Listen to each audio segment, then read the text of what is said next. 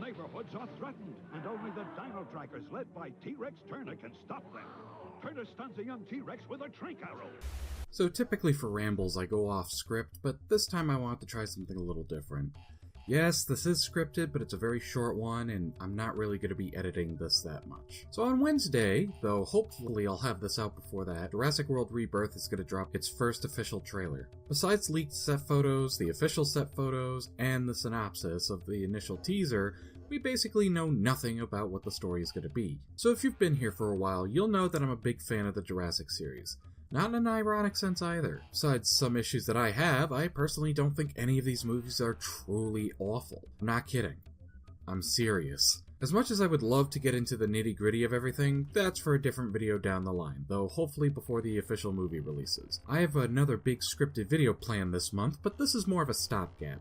Anyway, while I've enjoyed all the films and the shows to various degrees, there's always been one major problem with the series. Unlike something like Star Wars, Jurassic has never really been that great at fleshing the world out. I mean, God bless the world films for trying, but even then they kind of fumbled the ball. It's been left up to the shows to kind of pick up the slack, but there's only so much they can do. So with Rebirth, I'm hoping they can really fix that, especially as this is supposed to be the start of a new trilogy. Funny thing though is that I don't really know why this film is being called Rebirth. I know there's a metatextual angle of taking the series back to basics after everything that's happened in the world films.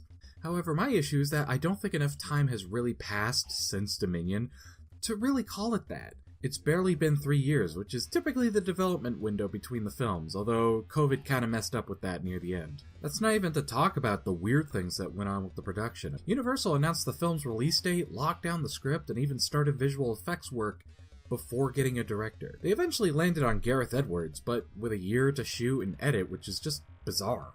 I mean, David Coop is a very good choice to come back, as he did the first film and parts of the second one, though there were a lot of writers with that one. That was actually very massively rewritten. Now, I'm used to people trashing every single one of the films, even though I frankly think they're a bit underrated. Honestly, going a bit off script, I find it very interesting now that there's been a reevaluation of the Lost World Jurassic Park, even slightly a bit for Jurassic Park 3 and Jurassic World.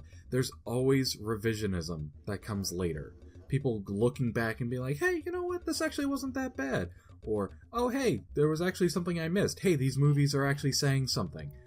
Every single time, these movies are hated when they come out, but then are reevaluated later on. I'm not saying all of them are, I'm not saying that it's great. I'm just saying I always find it interesting. I'm not saying that people are wrong for not liking them, and I absolutely think there are places where they drop the ball. However, I worry about a back-to-basics approach that could undermine what the series can do. Yes, I understand that the synopsis talked about how, the environment has largely been inhospitable, and they have yet to go into the fact. Yes, you can pick it up if you're watching and you think about it a little bit. They have not gone over the fact that people are just making these animals and just shotgunning them out. It's like that thing in Florida where people get boa constrictors and then let them loose into the wild. It's that, but dinosaurs.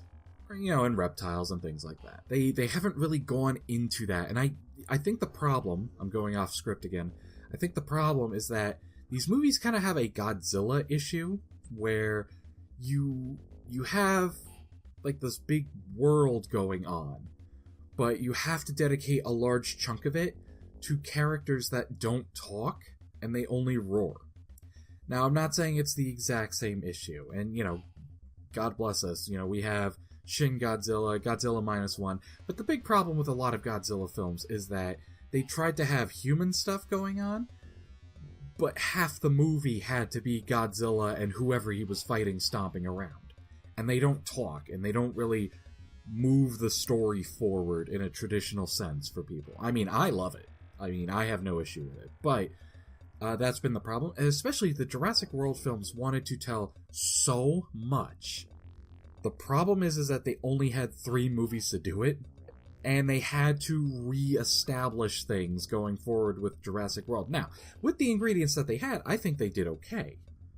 But I understand when people do not like them, because, again, they did not do a great job at fleshing the world out.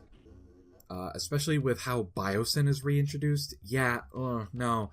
I think it could have been handled better, and I think it was a little bit in the extended cut, but not by much.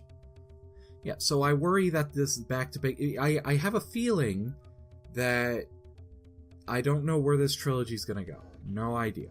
I have a sneaky suspicion that, yes, the dinosaurs are back at equatorial areas, but they're still around the world. Like, they're just not flourishing. But they're still around the world. Like, there's still, big reptiles in the water. That's a big-ass problem. And I feel like they're just going to be in small, pocketed areas, which is fine. I always figured that was the plan anyway. Yes, Dominion shows, like, Parasaurs, Parasaurolophus, in the plains. In Quetzalcoatlus setting up in cities. But I always figured the big plan was going to be that, yes, they're everywhere, but they're not, like, invading cities. And I worry with Rebirth that we're essentially going to have to do this storyline again with some alleged leak stuff. Obviously, I have no idea if the leak stuff is true. I just read it out of morbid curiosity. But at the end of the day, I take those with a grain of salt until I see the full trailer, which hopefully should be tomorrow. All things considered, I'm gonna go watch it. Even with the worst of these movies in the series, I always come out enjoying it, personally.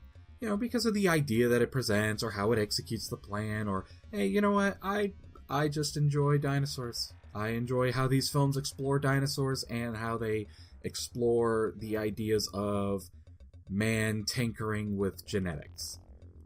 I can't help it. But you know what? For 2025, I'm gonna be eating good. That's all I can say.